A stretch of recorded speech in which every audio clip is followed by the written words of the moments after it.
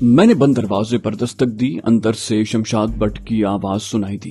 Yes come इन। मैं जैसे ही अंदर दाखिल हुआ, मेरी शक्ल देखकर शमशाद भट्ट पहले तो चौंका, फिर उसके चेहरे पर एक गर्म जोश मुस्कुराहट नमूदार हुई। उसे अपनी नशिस्त से उठते देखकर मैंने अकब में दरवाजा बंद किया और फिर उससे मुसाफा किया। शमशाद भट्ट ने हैरत से पूछा, तुम्हें यहाँ का रास्ता किसने बताया छोटे भाई? मैंने हंसते हुए कहा, जब बंदा कुछ करने की ठान ही ले तो बिलाखिर कामयाब हो ही जाता है। वैसे तुमने खुद ही बताया था कि। उसने मेरी बात काट कर कहा, हाँ याद आया, मगर फिर भी सीधे यहाँ पहुँचना आसान नहीं है, तुम्हें बाजार में पूछना पड़ा होगा। मैंने बदस्तूर हंसते हुए कहा, पूछता क्या खाक, मैं तो तुम्हारा हिंदुआना नाम ही भूल गया था। शमशाद भट्ट ने मुस्कुराते हुए कहा, इसका मतलब है तमाम तर नाकाबिल यकीन कारनामे अंजाम देने के बावजूद तुम बिलाखिर एक आम इंसान ही हो। वैसे नाचीज को ये शहर वाले जगदीश भट्ट के नाम से पुकारते हैं। मैंने कहा, भट्ट तो मुझे याद था, उसी की मदद से तो यहाँ तक पहुँचा हूँ। दरअसल मुझे एक अहम बात तुम्हें बतानी है, इसलिए किस्मत आजमाई की थी और इत्तेफाक से तुम मिल भी गए। शमशाद भट्ट ने कहा, मैं बस कुछ ही देर में बुक शॉप की तरफ जाने ही वाला था। वैसे न भी जाऊं तो कोई मसला नहीं, मेरा मैनेजर ही दुकान संभालता है। फिर उसने चौंक कर कहा, मगर तुम क्या बताना चाहते हो? मैंने अपनी आवाज में ड्रामाई तासुर लाते हुए कहा, अभी कुछ देर पहले मुझे तुम्हारे घर वाले फोन पर एक कॉल मौसूल हुई। मेरी बात सुनकर वो चौंका और फिर सनसनी भरे लहजे में बोला, किसने कॉल की थी? क्या मेरे लिए फोन था? मैंने हंसते हुए कहा, पहले मैं भी यही समझा था, इसलिए मैंने फोन कॉल वसूल नहीं की थी, मगर फिर फौरन ही दोबारा कॉल आ गई और दूसरी तरफ से तस्दीक की गई कि ये कॉल मेरे लिए ही है। शमशाद भट्ट के चेहरे पर खुद ब खुद मुस्कुराहट उभर आई। बोला, अच्छा तो साहब जी ने कॉल की थी, इसका मतलब है आपका मोहब्बतनामा उनके पास पहुंच चुका है। मैंने बदस्तूर शगुफ्ता लहजे में कहा, न सिर्फ पहुंच चुका है बल्कि उन्होंने खुद पढ़ने के बाद उसकी तफसीलात में अपने बड़े साहब को भी शरीक कर लिया है। इन तफसीलात की रोशनी में उन दोनों ने फैसला किया है कि एक फौरी अहमियत के मसले पर मुझसे जल्द अज जल्द मुलाकात भी की जाएगी। शमशाद भट्ट ने मुस्कुराते हुए कहा, बहुत खूब। अख्तर खान साहब की रवानगी के बाद से इस तरह के राब्ते सिर्फ इंतहाई नागुज़ीर सूरत हाल में किए जाते हैं। खुद मुझसे भी बस एक दो बार ही घर के फोन पर राब्ता किया गया है। तुम्हें तो बराह रास्त मुलाकात का परवाना जारी कर दिया गया। इसका मतलब है मामला वाकई संजीदा बल्कि संगीन अहमियत का हामिल है। मैंने हाँ में गर्दन हिलाई और कहा, इसके अलावा मुझे यहाँ से जल्द अज जल्द अपने साबिका ठिकाने पर मुंतकिल होने की हिदायत की गई है ताकि इसी मामले पर अपनी कार्रवाई आगे बढ़ा सकूं। मैं ये बताने के लिए भी तुमसे मिलना चाहता था कि तुम घर वापस लौटोगे तो मैं गालिबन वहाँ नहीं मिलूंगा। मैं अभी वापस जाकर अपना बहरूप बदल लूंगा और मौजूदा सूरत हाल की सुनगुन लेने के लिए अपने साबिका ठिकाने का चक्कर लगाऊंगा। शमशाद भट्ट ने तारीफ भरे लहजे में कहा, बहुत खूब, इसका मतलब है तुम्हारी आज रात वापसी मशकूक है। मैंने कहा, हाँ, सूरत हाल साजगार होने पर शायद मैं वहीं रुक जाऊं, मगर इससे पहले मेरी एक फरमाइश है। उसने पुरजोश लहजे में कहा, तकल्लुफ न करो छोटे भाई, सीधा बताओ मैं तुम्हारी क्या खिदमत कर सकता हूँ? मैंने कहा, मैंने जब से तुम्हारा वॉल्थर पीपी पिस्टल देखा है मेरा जी ललचा रहा है। मेरे बरेटा का जवाब नहीं, मगर उसका साइज काफी बड़ा है, जबकि मुझे शहर में ऐसे हथियार की जरूरत है जिसे लिबास में छुपाना आसान हो। मेरी बात सुनकर शमशाद भट्ट ने मजीद कुछ कहे बगैर अपनी जेब में हाथ डाला और अपना लोडेड वॉल्थर पीपी निकाल कर एक इजाफी भरे हुए मैगजीन के साथ मेरे सामने रख दिया। लो भैया, आज से ये तुम्हारा हुआ। मैंने शुक्रिया के इजहार के लिए सर हिलाया और अपना लाडला बरेटा माँ एमुनिशन के उसके हवाले कर दिया। मुझे ये देखकर इत्मीनान हुआ कि हाथ में लेकर बरेटा का जायजा लेते हुए उसके चेहरे पर सताइश के तासुरात नुमाया दिखाई दे रहे थे। जब मैंने उसे बताया कि उसकी मैगजीन में 15 जबकि चैम्बर में एक गोली के साथ कुल 16 गोलियां किसी भी हंगामी सूरत हाल से निमटने के लिए दस्तयाब हैं, तो उसका चेहरा खुशी से खिल उठा और उसने उल्टा मुझसे इजहार तशक्कुर किया। हथियारों का तबादला मुकम्मल होते ही मैंने उससे इजाजत तलब की और भरे हुए वॉल्थर समेत वहां से निकल आया। अपने मतलब का सामान ढूंढने के लिए मुझे कोई 1.5 मील पैदल चलकर रामनगर के बड़े बाजार तक जाना पड़ा, मगर वहां जाने का ये फायदा हुआ कि मुझे अपने मतलब की कई और चीजें भी मिल गईं। मैं ऑटो रिक्शा करके वापस शमशाद भट्ट के ठिकाने पर पहुंच गया और फिर अपनी तमाम तर सलाहियत और यादाश्त के सहारे एक बार फिर रोहित शेखर का बहरूप इख्तियार करने लगा। कोई घंटे भर की मेहनत के बाद आईने ने तस्दीक की कि मेरी कोशिश इत्मीनान बख्श हद तक कामयाब रही है। अपनी इस अहम तरीन कार्रवाई से फारिग होने के बाद मैंने अपना सूटकेस संभाला और शमशाद भट्ट के ठिकाने को मुकफ्फल करके वहां से चल दिया। मैंने जानबूझकर ऑटो रिक्शे की बजाय टैक्सी का इंतखाब किया था। शहर के पुराने और नए हिस्सों में कोई पौना घंटा सफर करने के बाद टैक्सी ने मुझे निरोला हाउस के बंद फाटक पर पहुंचा दिया। मैंने टैक्सी वाले को इंतजार करने को कहा और खुद उतरकर फाटक के पास जा पहुंचा। मैंने देखा कि ऐन उसी वक्त एक भारी भरकम गार्ड अपने कैबिन से निकलकर फाटक की तरफ बढ़ रहा है। उसने 12 बोर की 2 नाली शॉटगन शाने से लटका रखी थी। उसकी उम्र 55-56 साल रही होगी। मुझे सख्त गिर अजनबी नजरों से देखते हुए उसने मराठी लहजे वाली हिंदी में सवाल किया, किससे मिलना है बाबूजी? मैंने अपना लहजा बावकार बनाते हुए कहा, रागिनी जी को इत्तला दो कि रोहित शेखर उनसे मुलाकात के लिए आए हैं। मेरी बात सुनकर मराठे गार्ड ने गौर से मुझे देखकर गोया मेरी औकात जांचने की कोशिश की। इस बार वो बोला तो उसका लहजा पहले से कम रूखा था। बोला, मैडम तो 2 दिन पहले शिमला गई थी, परसों तक वापस आएगी। उसकी बात सुनकर मुझे मायूसी हुई, मगर मैंने बदस्तूर बावकार और पुरसुकून लहजे में कहा, मेरा ख्याल है उनकी एनजीओ की कोई मीटिंग होगी शिमला में। ऐसा करो तुम मैडम के कुक राजीव को मेरे आने की इत्तला दे दो, मैं उसे मैडम के नाम पैगाम दे दूंगा। मेरी बात सुनकर वो कुछ चौंका और फिर बोला, तुम राजीव को जानता है बाबू? मैंने अपना लहजा मजीद मुस्तहकम बनाते हुए कहा, हाँ मैं यहाँ सबको जानता हूँ। तुम यहाँ नए भर्ती हुए हो, वरना तुम्हें मालूम होता कि मैं मैडम रागिनी का सेक्रेटरी हूँ। मैं छुट्टी पर गया हुआ था, वापसी में देर हो गई, इतने में तुम यहाँ आ गए। मेरी बात सुनकर उसके तासुरात यकलख्त बदल गए। उसने जल्दी से आगे बढ़कर फाटक का बगली दरवाजा खोल दिया। मैंने इत्मीनान का सांस लिया और फिर टैक्सी वाले को किराया देकर रुखसत करने के बाद अपने सूटकेस समेत बंगले में दाखिल हो गया। मराठे गार्ड ने मुझे करीब ही मौजूद बेंच पर इशारे से बैठने की दावत देते हुए कहा, मैं अभी राजीव को बुला कर लाता हूँ। मैडम नहीं है तो सबको रोज दाल चावल सब्जी तरकारी पर टरखा रहा है, तुम ही समझाओ इसे, इतनी वफादारी अच्छी नहीं होती। मैंने उसकी बात सुनकर मुस्कुराते हुए हाँ में सर हिलाया। उसकी ये बेतकल्लुफाना गुफ्तगू मेरे लिए खुशाइन थी, यानी उसने कबूल कर लिया था कि मैं इस बंगले के मकीनों में शामिल हूँ। उसने मेरा नाम दोबारा पूछा और बंगले के अकबी हिस्से की तरफ जाने वाले रास्ते की तरफ चल पड़ा। ताहम बावर्ची खाने तक चलकर जाने की बजाय वो बंगले की इमारत के कोने पर ही ठहर गया और जोर जोर से राजीव को पुकारने लगा। कुछ ही देर में शायद उसे राजीव की तरफ से जवाब मिल गया। इस बार उसने निस्बतन कम बुलंद लहजे में राजीव को मेरी आमद के बारे में बताया। बमुश्किल निस्फ मिनट के बाद मुझे राजीव बंगले की इमारत के कोने से बरामद होता नजर आया। उसकी रफ्तार काफी तेज थी और रुख सीधा मेरी तरफ था। वो अपने मखसूस हुलिये में था। वो आते ही मुझसे लिपट गया। मैंने उसकी गर्मजोशी का मुनासिब जवाब दिया, मगर लहसुन और प्याज की तेज बू ने मुझे उसे जल्द ही खुद से दूर करने पर मजबूर कर दिया। उस भोंदू ने शायद मेरा नाम सुनकर हाथ धोने की भी जहमत नहीं की थी। ताहम उस वक्त मुझे दरअसल इस यकीन दहानी से सुरूर मिल रहा था कि मैं रोहित शेखर का बहरूप जूं का तूं इख्तियार करने में कामयाब रहा हूँ। उधर मराठा गार्ड राजीव की तरफ से मेरे अपनायत भरे खैर मकदम का बगौर मुशाहिदा कर रहा था और अब उसके चेहरे पर भी दोस्ताना मुस्कुराहट दिखाई दे रही थी। मुझसे गर्मजोश मुआनक़े से फारिग होने के बाद राजीव ने मुझसे पूछा, तुम कहाँ गायब हो गए थे रोहित भैया? हम सब फिक्रमंद हो गए थे।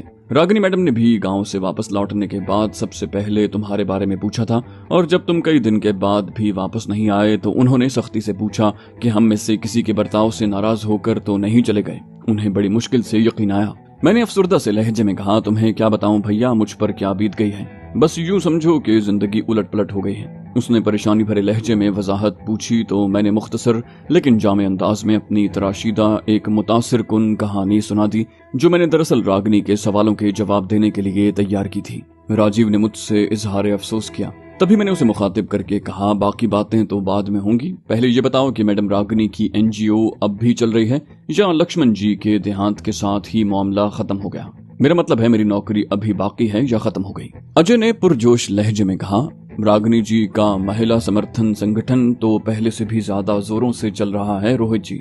अब तो हर 10-15 दिन कभी यहाँ तो कभी किसी क्लब या होटल में बैठक होती है, कभी महिलाओं की पढ़ाई तो कभी गुर्बत मिटाने पर। फिर उसने दबी दबी सी शरारती मुस्कुराहट के साथ कहा, और तुमने अपनी नौकरी की खूब कही रोहित भैया, क्या तुम्हारी भी छुट्टी हो सकती है? तुम तो। मैंने उसे तीखी नजरों से घूरा तो उसे इदराक हुआ कि मराठा गार्ड भी हमारी बातें गौर से सुन रहा है, लिहाजा उसने जल्दी से बात संभाल ली। बोला, तुम्हारे जैसा मेहनती सेक्रेटरी संगठन को कहाँ से मिलेगा भैया, इसलिए तुम्हारी जगह अब भी खाली है और तुम्हारा ठिकाना भी। चलो मैं ताला खोल देता हूँ, कुछ देर आराम कर लो, फिर मैं गर्मा गर्म खाना लेकर आता हूँ। ये कहकर उसने मेरा सूटकेस उठा लिया, मगर मैं मराठा गार्ड की हिमायत जीतने का ये मौका कैसे गंवा सकता था। लिहाजा मैंने राजीव को मुखातिब करके कदरे सख्त लहजे में कहा, ये गार्ड बता रहा है कि मैडम की गैर मौजूदगी में तुमने बचत के चक्कर में सबको दाल साग पर लगा रखा है। ये क्या बदतमीजी है। राजीव ने अपनी सफाई में कुछ कहना चाहा, मगर मैंने उसी लहजे में बात आगे बढ़ाई। कहा, मेरी बात कान खोल कर सुन लो भैया। मैडम बंगले में हो या बाहर गई हो, स्टाफ के खाने में ऊंच नीच नहीं होनी चाहिए। गोश्त, मछली, अंडे बारी बारी पकाओ। तुम्हें खर्चे का मसला है तो जितनी रकम चाहिए मुझसे ले लो। ये सुनकर मराठा गार्ड का चेहरा यकलख्त खुशी से खिल उठा। मैंने लोहा गर्म देखकर कारगर जर्ब लगाने के लिए गार्ड को मुखातिब करके कहा, हाँ भाई अब तो खुश हो, नाम क्या है तुम्हारा? उसने दांत निकालते हुए कहा, धन्यवाद रोहित जी, मेरा नाम अंकित भंडारी है। मैंने शाहाना लहजे में कहा, तो अंकित भैया अब तुम बेफिक्र हो जाओ, राजीव भैया तुम लोगों को एक से बढ़कर एक खाना खिलाएंगे, बस तुम इन्हें खुश रखा करो। अंकित ने जवाब में जोर जोर से हाँ में सर हिलाकर इकरार किया। राजीव भी खुश दिखाई दिया। कुछ ही देर में उसने मुझे मेरे ठिकाने पर पहुंचा दिया। मेरी ख्वाबगाह काफी साफ सुथरी दिखाई दे रही थी। राजीव ने मेरी नजरें पढ़ लीं और फिर फखर से बताया कि वो मेरी गैर मौजूदगी में बाकायदगी से यहाँ की सफाई करता रहा है। ये सुनकर मैंने गैर मामूली खुशी का इजहार करते हुए जेब से 50 रुपए निकालकर उसे थमा दिए। मैंने उसकी आंखों की चमक में इजाफा होते देखा। उसने रस्मी तौर पर इनकार किया, मगर मेरे इसरार पर इनाम कबूल कर लिया। राजीव रात का खाना लेकर आया तो मैंने उसे जबरदस्ती साथ बिठा लिया। मेरा मकसद अपनी गैर मौजूदगी में यहाँ के हालात की सुनगुन लेना था। उसने बताया कि गांव से वापस लौटने के बाद कोई 1 माह तक बंगले पर रागिनी मैडम को पुरसा देने वालों का तांता बंधा रहा। सियासी और समाजी शख्सियात, पुलिस और दीगर सरकारी महकमों के आला हुकाम दिन रात मेहमान भुगताते भुगताते राजीव की जिंदगी अजीरन हो गई। राजीव को अपना रोना लंबा करते देखकर मैंने उसकी बात काट दी। तुम ये बताओ, सबसे ऊंची पोजीशन रखने वालों में सबसे बड़े नाम कौन से थे? उसने कई नाम बताए, मगर उनमें 3 नाम मेरे लिए खुसूसी दिलचस्पी के हामिल थे। वजीर दिफा Krishna Menon, air chief SP Engineer और अटल बिहारी वाजपेयी। पहले दोनों नाम तो मेरे लिए मुतवक्के थे, लेकिन अटल बिहारी वाजपेयी का नाम मेरी तवज्जो खींचने में कामयाब रहा। वो उस वक्त भारतीय जनसंघ पार्टी की तरफ से लोकसभा का रुकन था और असेंबली में अपनी अदबी और पुरमगज तकरीरों की वजह से सियासी मैदान में तेजी से तवज्जो हासिल कर रहा था। ताहम उसकी सियासी हलकों में असल शोहरत वजीर आजम पंडित नेहरू का वो बयान था जिसमें उसने पेशनगोई की थी कि ये नौवारिद रुकने असेंबली एक दिन मुल्क का वजीर आजम बनेगा। ताहम अटल बिहारी वाजपेयी में मेरी दिलचस्पी की वजह कुछ और थी। मुझे मालूम था कि वो अपनी पार्टी भारतीय जनसंघ के सरफहरिस्त रहनुमाओं में से शामिल था और चीन के तिब्बत पर कब्जे और इंडियन फौज से सरहदों पर चीनी फौज की मुसलसल झड़पों की वजह से वो चीनी वजीर आजम चू एन लाई के हालिया दौरे का सख्त मुखालिफ था और लोकसभा के कई इजलासों में चीन की जारहाना सरगर्मियों पर मुंह तोड़ जवाब न देने पर धुआंधार तकरीरों में पंडित नेहरू की जबरदस्त खिंचाई करके उसे दिफाई लहजा इख्तियार करने पर मजबूर कर चुका था। अटल बिहारी वाजपेयी और उसकी पार्टी का चीन मुखालिफ मौकिफ इतना जारहाना था कि रफ्ता रफ्ता राष्ट्रीय सेवक संघ जैसी सबसे बड़ी हिंदू इंतहा पसंद जमात भी उसी की जबान अपने जलसों में बोलने लगी थी और दोनों जमातें मिलकर चीनी वजीर आजम के दौरे भारत के खिलाफ कई कामयाब मुजाहरे कर चुकी थी। मैंने जब से ये नाम सुना था मेरे जहन में अपने आइंदा लाहे अमल का एक सरसरी सा खाका तश्कील पाने लगा। जैसा कि मुझे रतन टाटा ने बताया था, नेहरू सरकार के पास खुफिया इत्तलात थी कि भारत के दौरे के दरमियान चीनी वजीर आजम चू एन लाई पर कातिलाना हमले का मंसूबा बनाया गया है।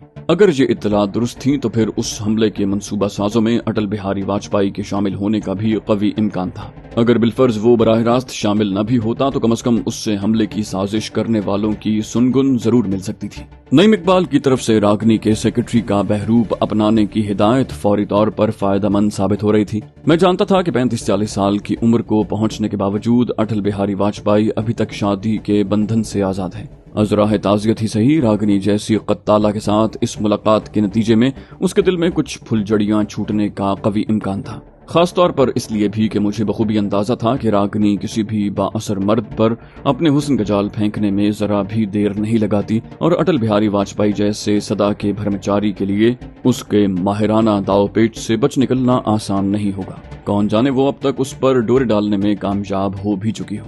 मुझे ये सोचकर अपने वजूद में हिजान की लहर दौड़ती महसूस हुई। यानी नईम इकबाल की तरफ से इस मिशन पर काम करने की बाकायदा हिदायत से पहले ही मैं अपनी मंजिल की समत कुछ न कुछ पेशरफ्त तो कर ही चुका हूँ। अगर मेरी कयास आराई पूरी तरह दुरुस्त नहीं भी है और अटल बिहारी वाजपेयी की बाहमी मुलाकात पुरसे के रस्मी इजहार से आगे नहीं बढ़ सकी हो, मैं खुद रागनी को अटल बिहारी वाजपेयी को घेरने का मिशन सौंप सकता हूँ। लक्ष्मण नरोला और एसपी इंजीनियर के उसके मायूब ताल्लुकात के तस्वीरी सबूतों से वो अभी तक लाइल्म है, मगर वो तुर्क के ऐसे पत्ते थे जिनके जरिए मैं उसे बाआसानी अपने इशारों पर नाचने पर मजबूर कर सकता हूँ। राजीव अपनी धुन में और भी बहुत कुछ बताता रहा, मगर मेरी तवज्जो कहीं और पाकर वो यकसुई से खाने में लग गया। खाने के बाद वो चाय लाया तो मुझे एक अहम बात याद आ गई। मैंने कहा, यार राजीव भैया, मेरे बाद मेरी कार का क्या बना? रागिनी मैडम ने मेरी वापसी की तरफ से मायूस होकर कहीं ठिकाने तो नहीं लगा दिया इसे। राजीव ने जल्दी से नफी में सर हिलाया, बोला, कैसी बातें करते हो रोहित भैया?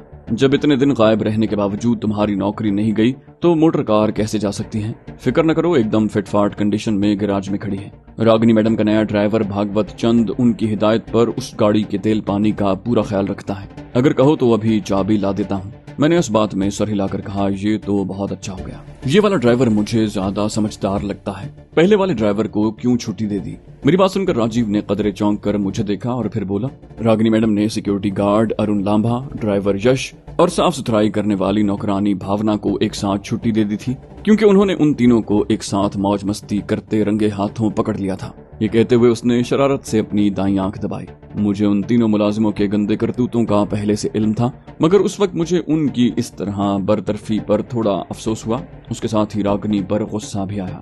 वो खुद जिन गलीज हरकत में मुलव्विस थी, उनके मुकाबले में उन मुलाजिमीन के जुर्म की तो कोई हैसियत ही नहीं थी। बहरहाल अब मैं इस मामले में कुछ नहीं कर सकता था, लिहाजा खून जलाने का कोई फायदा नहीं था। अलबत्ता मैंने राजीव के सामने उन तीनों को काफी बुरा भला कहा। वो चाय के बर्तन लेकर गया और कुछ ही देर के बाद गाड़ी की चाबी लाकर मेरे हवाले कर दी। उसने मुझे बताया कि भागवत के मुताबिक गाड़ी में कम से कम 2 गैलन ईंधन मौजूद है। अगली सुबह मैंने एक उम्दा लिबास जेबतन किया और नाश्ते के बाद राजीव के हमरा अपनी एनेक्सी के नीचे वाक़े स्पोर्ट विमेन चैरिटी के दफ्तर का रुख किया। वहाँ की हालत देखकर लग रहा था कि साफ सुथराई के अलावा वहाँ कोई खास दफ्तरी काम नहीं हुआ। राजीव ने मेरे अंदाजे की तस्दीक की। उसके जाने के कुछ ही देर के बाद मैंने टेलीफोन अपनी तरफ खींचा और शमशाद भट्ट के फ्लैट का नंबर डायल किया। दूसरी तरफ काफी देर तक घंटी बजती रही, मगर किसी ने फोन नहीं उठाया। लगभग आधे घंटे के बाद शमशाद भट्ट के कागज के गोदाम वाले दफ्तर का नंबर डायल किया। तीसरी घंटी पर कॉल मौसूल कर ली गई, मगर दूसरी तरफ शमशाद भट्ट की बजाय किसी और शख्स की आवाज सुनाई दी। उसने खुद को शमशाद भट्ट का मैनेजर निखिल बताया। उसके मुताबिक सेठ साहब को एक जरूरी काम से अचानक गाजियाबाद जाना पड़ गया है, जहां से आज रात या कल सुबह उसकी वापसी होगी। ये सुनकर मैं चौंका। शमशाद भट्ट की यूं अचानक दिल्ली से रवानगी जरूरी नहीं किसी कारोबारी वजह से हो। उसने मुझसे हासिल होने वाले अनमोल असासे की नईम इकबाल तक मुंतकिली की जिम्मेदारी कबूल कर रखी है। ज्यादा इम्कान यह है कि यह अचानक सफर इसी सिलसिले की एक कड़ी होगा, मगर उसकी तस्दीक तो वो खुद ही कर सकता है। कोई 1.5 घंटा वहाँ बैठने के बाद दफ्तर बंद करके गैराज जा पहुंचा। मुझे दूर ही से अपनी गाड़ी मखसूस जगह खड़ी नजर आ गई। मैंने गाड़ी में बैठकर इग्निशन में चाबी लगाई ही थी कि किसी ने बुलंद आवाज में राम राम कहकर मेरा खैर मकदम किया। मैंने चौंक कर दाएं तरफ से आने वाली आवाज की तरफ देखा तो साफ सुथरी पतलून कमीज में शरीर बदन का एक अधेड़ उम्र शख्स चेहरे पर आजिजाना मुस्कुराहट सजाए नजर आया। मेरे लिए उसे पहचानना मुश्किल नहीं था, मगर उसने बढ़कर अपना तारुफ करवाया। वो नया ड्राइवर भागवत चंद्र ही था। वो मेरे बारे में पहले से आगाह था और मुझसे मुलाकात का इंतजार कर रहा था। अपनी गुफ्तगू और तर्ज तखातुब से खासा समझदार लगने वाला वो शख्स शायद रागिनी के मेरे बारे में बात करने के अंदाजे से मेरी खुसूसी हैसियत भांप चुका था और अब मेरी खुशनुदी हासिल करने के लिए कोशां था। उसने मिजाज पूछने के बाद मुझे गाड़ी के बारे में एक बार फिर वो सब कुछ बताया जो मुझे राजीव की जबानी पहले ही मालूम हो चुका था। बहरहाल मैंने सब कुछ तवज्जो से सुना और शुक्रिया अदा करने के साथ उसकी मुस्तैदी और पेशेवराना इल्म की तारीफ भी की। वो खुश हो गया। सिक्योरिटी गार्ड अंकित भंडारी मेरे पहुंचने से पहले ही फाटक खोल चुका था। उसने जोरदार सैल्यूट के साथ मेरा इस्तकबाल किया। मैंने इत्मीनान भरे अंदाज में सर हिलाकर उसका सलाम कबूल किया। राजीव के साथ साथ उन दोनों नए मुलाजिमों पर असर जमाने की मेरी पेशरफ्त अब तक मुनासिब थी। मैं जानता था कि थोड़ा रुपया मजीद खर्च करने की देर है, ये दोनों भी मेरे गुन गाने लगेंगे। मैं उस वक्त किसी खास इरादे के बगैर गाड़ी लेकर निकला। दरअसल मैं नईम इकबाल से मुलाकात के बाद उनके मशवरे से अपना आइंदा का ठोस लाहे अमल मुरतब करना चाहता था। ताहम मुझे ये अंदाजा नहीं था कि इस मुलाकात में अभी कितनी देर थी और मैं ये मोहलत कुछ दीगर इब्तिदाई तैयारियों में इस्तेमाल करना चाहता था। दिल्ली की मुख्तलिफ सड़कों से गुजरने के बाद मैंने रऊसा के इलाके में एक जाने पहचाने आलीशान बंगले के सामने गाड़ी रोक दी। लगभग फौरन ही 2 नाली बंदूक से मुसल्ला एक सिख चौकीदार फाटक के बगली दरवाजे से निकलकर गाड़ी के पास आ गया। मैंने गाड़ी में बैठे उसके इशारे से किए गए सलाम का जवाब दिया और फिर बावक्कार लहजे में कहा, क्या ओपी वैश्य जी को मेरा सलाम पहुंचा सकते हो सरदार जी? उन्हें कहो कि रागिनी मैडम के मैनेजर रोहित शेखर उनसे मुलाकात के लिए आए हैं। पक्की उम्र का सिख चौकीदार इस दौरान में मेरा और मेरी गाड़ी का जायजा लेकर तखमीना लगा चुका था कि मुझसे किस अंदाज में मुखातिब होना है। उसने मुअद्दब लहजे में पूछा, आपने वैश्य जी से टाइम ले रखा है साहब जी? मैंने नफी में सर हिलाया तो उसने फिक्रमंद लहजे में कहा, वैश्य जी तो अपॉइंटमेंट के बगैर किसी से मिलते ही नहीं साहब जी। मैंने उसी बारोब लहजे में कहा, मुझे पता है सरदार जी, मैं उनसे कोई सूट सिलवाने के लिए नहीं आया, बल्कि मुझे उनकी पत्नी की खैरियत पूछनी है। ऐसा करो तुम उनके मैनेजर हरिराम जी से कहो कि रागिनी नरोला के सेक्रेटरी रोहित शेखर आए हैं। अगर वैश्य जी से मुलाकात की गुंजाइश न हुई तो वो मुझे बता देंगे। मेरी बात तवज्जो से सुनने के बाद सरदार जी ने हाँ में गर्दन हिलाई और फिर फाटक के बगली दरवाजे में गायब हो गया। मुझे बमुश्किल 4-5 मिनट इंतजार करना पड़ा। सिख गार्ड इस बार मेरे पास पहुंचा तो उसका मिजाज ही बदला हुआ नजर आया। उसने बड़े ही पुरतपाक लहजे में मुझे मुखातिब किया, बोला, अंदर दफ्तर में तशरीफ ले चलें, हरिराम जी बुला रहे हैं। मैं गेट से अंदर दाखिल हुआ तो हरिराम ने दफ्तर के दरवाजे पर मेरा इस्तकबाल किया और फिर आरामदेह मखमली सोफों पर ले जाकर बिठा दिया और कहा, मैं वैश्य जी को बुला कर लाता हूँ, साथ ही अच्छी सी कॉफी भी भिजवाता हूँ, बस चंद मिनट इंतजार कर लें। मुझे हरिराम से अच्छे बर्ताव की तो उम्मीद थी, मगर इतनी गर्मजोशी मेरे लिए हैरानकुन थी। हरिराम जैसे जहां दीदा शख्स के लिए मेरी जहनी कैफियत भांपना मुश्किल नहीं रहा होगा। उसने जाते जाते रुक कर मुस्कुराते हुए कहा, हैरान न हो रोहित जी, आपसे पिछले विजिट से आज तक के वक्फे में आप ओपी वैश्य जी और उनके घराने बल्कि उनके तमाम करीबी लोगों के लिए VIP पर्सनैलिटी बन चुके हैं। यहाँ दर्जनों बार आपका जिक्र हो चुका है और ओपी वैश्य 2 बार फोन करके रागिनी देवी जी से आपके बारे में पूछ चुके हैं। मुझे सूरत हाल में इस ड्रामाई तब्दीली का कुछ अंदाजा हो चला था, मगर मैंने अनजान बनकर पूछा, मैं आपका मतलब नहीं समझा हरिराम जी, मेरे बारे में अचानक ये तब्दीली कैसे और क्यों आई? हरिराम ने उसी दोस्ताना लहजे में कहा, अचानक नहीं, रफ्ता रफ्ता रोहित जी। जैसे जैसे वैश्य जी अपनी पत्नी यानी गायत्री देवी पर आपके बताए हुए देसी नुस्खे काम दिखाते गए और उनके सांस की तकलीफ भी ठीक हो गई, इस बंगले में आपकी जय जयकार बढ़ती गई। अर्चना के पेड़ की सूखी छाल तो उन्होंने मुझसे ही मंगवाई थी, फिर उसकी कटाई पिसाई भी मैंने करवाई थी। उसे खीर पर छिड़क कर खिलाने और साथ ही रात को लहसुन वाला दूध पिलाने के 1 हफ्ते के अंदर अंदर गायत्री देवी के सांस के रोग में फायदा होने लगा और 2 हफ्ते में वो बिस्तर छोड़कर अपने पैरों पर खड़ी हो गई। अब सांस उखड़े बगैर धीरे धीरे 40-50 गज चलने लगी है और वैश्य जी को पहले की तरह खरी खरी सुनाने और लड़ाई झगड़े का प्रोग्राम भी शुरू हो चुका है। इतना कहकर हरिराम ने कहकहा लगाया। मुझे उसकी बात सुनकर दिली खुशी हुई। मेरा उस बुढ़िया से ना हम मजहब होने का नाता है और ना हम वतन होने का, मगर इंसानियत का रिश्ता भी कुछ कम तो नहीं। उसकी सेहत संभल गई, बुढ़ापे में तकलीफ कुछ कम हो गई। मेरे पल्ले से क्या चला गया। वैसे भी मैंने तो ये कदम वैश्य जी की गुड बुक में आने के लिए किया था। अल्लाह की खुसूसी करम फरमाई ही कहा जा सकता है कि उसने मेरे बताए हुए टूटे फूटे नाकिस देसी तिब्बी नुस्खे के जरिए गायत्री देवी को इस कदर जल्दी और नुमाया शिफा बख्श दी।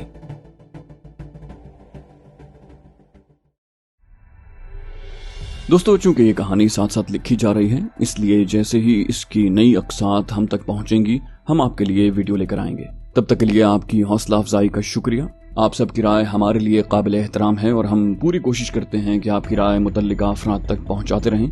बाकी अगर आप कहानी के बारे में कोई फीडबैक देना चाहें तो मोहम्मद अब्बास साकिब, जो इस कहानी के राइटर हैं, उनके फेसबुक पेज पर जाकर आप इसके बारे में फीडबैक दे सकते हैं। इंशाल्लाह जल्द ही आपसे एक नई सीरीज के साथ मुलाकात होगी और जैसे जैसे वतनजात की अक़सात लिखी जाएंगी हम आपके लिए वीडियो लाते रहेंगे। आखिर में आपसे गुजारिश है कि अगर आपने अभी तक हमारे चैनल को सब्सक्राइब नहीं किया तो इसे सब्सक्राइब कीजिए और वीडियो को लाइक जरूर कीजिए, और अगर आप इसे अपने दोस्तों और ग्रुप्स में शेयर करेंगे तो हमारी बहुत हौसला अफजाई होगी। इंशाल्लाह एक नई वीडियो में आपसे जल्द मुलाकात होगी। तब तक के लिए अल्लाह हाफिज।